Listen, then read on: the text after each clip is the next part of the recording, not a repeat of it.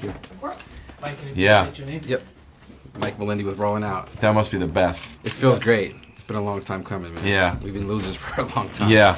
But what a funny film, man. So first of all, what was it like working with these NBA stars and seeing them in out of their element? Because it felt like they were in their element. It felt great. I mean, to see them acting was like a whole nother thing. Like, I mean, you know, we've talked a bunch of times about Chris Webber, for instance. Like, becoming a preacher was so hysterical. Yeah. You know what I mean? And like Kyrie transforming into Uncle Drew. At one point, I forgot how he looked until he did the press conference when he went to the Celtics, and I'm like, oh, that's his face. Because I've been seeing this the whole time. So it's just, I'm very proud of all of them, man. It was fun watching them take my job serious. Yeah.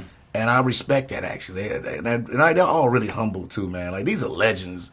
And I just was happy they were nice. And they were. It was crazy. It's like it's a weird thing to like sit on the court in between takes, and you're sitting there with Shaq. By the way, I'm sitting there. Shaq's on on an apple box, and he's still taller than me. But talking to him about business and stuff, he's so smart. He's worked so hard. All he wants to do. Truly, it's like that dude works constantly. Yeah. And it's like there's a reason these dudes are legends. And Lisa as well, like they work harder than everybody. They're smarter than everybody. They show up on time and they have humility and they just do it. And that translates obviously onto the court, but also doing comedy. Because like I think people take for granted, you're like, oh, you get up and you be funny, da da da. But it's like it's work in its own way, and they all took it really seriously and I mean, also just fun for me. Also, like talking trash, like watching Reggie Miller. I'm the coach of the opposing team. Reggie's trying to hit a three in the corner, and I'm just yapping away. I'm like, no Spike Lee happening here. You know? Right. I mean, talk about the culture of basketball a little bit. I mean, given the fact that we're talking about Rutgers, and the fact that there's so much street element that goes into it. And it's a lot more fun to watch, given there's less rules and stuff. What did you guys learn about just that side of the basketball sport? Well, I've as a fan, I've always admired the Rucker, right? I'm from Chicago, but you admire, and I think every city kind of has its own version of that, right? Mm-hmm, and it's interesting for me to do a movie like this where it kind of.